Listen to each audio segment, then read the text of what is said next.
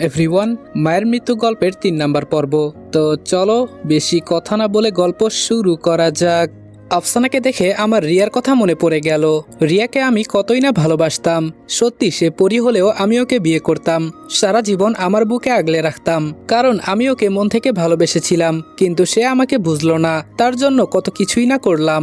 দিন শেষে আমি অপরাধী হয়ে গেলাম তার কাছে। থাক, আমি চাই সে অনেক ভালো থাকুক, আর এসব কথা এখন আর না ভাবাই ভালো। তারপর আফসানা ভেতরে আসলো, এসে আমাকে বলল, রেদওয়ান ভাইয়া তুমি বসো। আমি বললাম, তুমি খাবার এবং ওষুধগুলো এখানে রেখে যাও। কথাটা বলা মাত্র আফসানা বলে উঠল, আমি কেন যাব? আমি জানি আমি যদি এখন চলে যাই পরে আপনি আমাকে মারবেন। না, আমি কোনো মায়ের খেতে পারবো না, আমি আপনাকে অনেক ভয় পাই। আমি বললাম, তোমাকে মারবো না, কিছুই করব না, তুমি এখন যাও। আফসানা বলল, না আপনি খান, আমি এখানে আছি, আপনাকে ওষুধ খাইয়ে তারপর আমি যাব। তখন আমি বুঝতে পারলাম আফসানা অনেক নাছোড়বান্দা, ওকে যতই বলি না কেন ও যাবে না।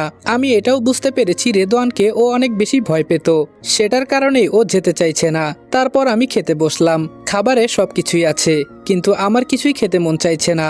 আমি অল্প একটু খেয়ে আফসানাকে বললাম, এবার যাও, আমি তো খেয়েছি, আর ওষুধগুলো এখানে থাক, আমি পরে খেয়ে নিব। আফসানা বলল, আমি আপনাকে খাইয়ে দিচ্ছি, এই নেন, এগুলো এবার খান। মনে মনে ভাবছি, আমার যদি বউ থাকতো তাহলে ঠিক এভাবে আমাকে খাইয়ে দিত। আমি তো আমার হাতের জন্য ভালো করে ভাতগুলো খেতে পারছি না, শুধু একটু খেয়েছি, তা না হলে তো আফসানা আবার যাবে না। তারপর ওষুধগুলো খাওয়া শেষ হলে আফসানাকে কিছু আর বলা লাগলো না। সে গুটি গুটি পায়ে হেঁটে দরজা বন্ধ করে চলে গেল। আফসানা যেতেই আমি লাইট অফ করে শুয়ে পড়লাম। অপরদিকে আমার চাচাতো বোন মায়া আমার সৎ বাবাকে উদ্দেশ্য করে বলল, তোমার জন্য আমি আমার সবকিছু হারিয়েছি, তোমার সাথে আমি আর সম্পর্ক কন্টিনিউ করতে চাই না। আমার সৎ বাবা বলল, চুপ হারামজাদি, তোকে আমার ভোগ করা দরকার ছিল, আমি ভোগ করেছি, এবার তুই আমার সাথে থাকবি নাকি থাকবি না এটা তোর ব্যক্তিগত বিষয়। আমার চাচাতো বোন মায়া এখন শুধু মনে মনে ভাবছে এবং আফসোস করছে, কেন আমি রনিকে ফিরিয়ে দিলাম, কেন আমি রনিকে ভালোবাসলাম না। আমি কতই না জঘন্য কাজ করেছি। আজকে যদি আমি রনিকে ভালোবেসে বিয়ে করতাম তাহলে আমার জীবনটা অনেক সুন্দর হতো আর সুখেরও হতো। কিন্তু এই জানোয়ারকে আমি বিয়ে করে আমি আমার সবকিছু হারিয়েছি। এখন সে অন্য মেয়ের সাথে পরকীয়ায় জড়িয়ে আমাকে বলে আমি নাকি অন্য ছেলের সাথে প্রেম করি। সব দোষ আমার উপর চাপিয়ে দিচ্ছে। আমার জীবনটা জাহান্নাম হয়ে গেছে। আমরা যে রনির মাকে খুন করেছিলাম, ইচ্ছে করছে এটা সবাইকে চিৎকার করে বলে দেই। রনির কোনো দোষ ছিল না, সেটাও বলে দেই সবাইকে, কিন্তু কিছুই করার নেই। সবাইকে বললে তো ওর সাথে আমিও ফেসে যাব। এমন সময় আমার সৎ বাবা বলে উঠল, তুই কি আমার সাথে থাকবি নাকি থাকবি না সেটা বল মায়া। এমন সময় আমার সৎ বাবা বলল, তুই কি আমার সাথে থাকবি নাকি থাকবি না। মায়া বলল, না থেকে আর কি উপায় আছে, তোকে যেহেতু বিয়ে করেছি তোর সাথে তো থাকা লাগবেই। আমার সৎ বাবা বলল, তাহলে আমি অন্য মেয়েদের সাথে রাত কাটাবো, ওইসব বিষয় নিয়ে তুই কোনো নাক গলাতে পারবি না মায়া। মায়া বলল, ঠিক আছে, কারণ মায়া এখন ঝগড়া করতে চায় না। মায়া যদি অন্য কাউকে পায় সে ওকে ফেলে রেখে চলে যাবে, তাই আপাতত মায়া চুপ করে আছে।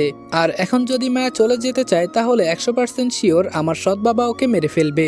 একেই হয়তো বলে যেমন কর্ম তেমন ফল। এদিকে রিয়ার চাচাতো বোন সেতু রিয়ার কাছে গিয়ে বলল, আপু চল না আমরা মানুষের দুনিয়ায় চলে যাই, আমরা এখানে থাকবো না। সেতু কথাটা বলার একটাই কারণ, সে চায় রনির সাথে রাত কাটাতে, রনিকে নিজের করে নিতে। কিন্তু রিয়া এই বিষয়ে কিছুই জানে না। রিয়া বলল, কি করে যাব, কোনো তো উপায় বের করা লাগবে। সেতু বলল, আপু আমার কাছে একটা উপায় আছে। আব্বু আর আম্মুকে না বলে আমি আর তুই একসাথে চলে যাব। ওই বইয়ের একটা লাইন লিখা আছে, ওই লাইনে আমি এমন কিছু দেখেছি যেটা পড়ার মাধ্যমে মানব দুনিয়াতে যাওয়া যাবে। রিয়া বলল, সত্যি বলছিস তুই? সেতু বলল, হুম। রিয়া বলল, তাহলে ঠিক আছে, আজকে রাতে আমি আর তুই একসাথে পরীর রাজ্য ছেড়ে চলে যাব। কিন্তু তুই কেন যাবি, তুই ওখানে গিয়ে কি করবি? সেতু বলল, আমি শুধু দেখতে যাব, সেখানে মানুষগুলো কেমন, পরিবেশটা কেমন। রিয়া মনে মনে ভাবছে সেতু হয়তো এজন্যই যাচ্ছে, কিন্তু রিয়া তো আর জানে না রনির জন্য যাচ্ছে। রিয়া বলল, তাহলে আজকে আমরা একসাথে চলে যাব।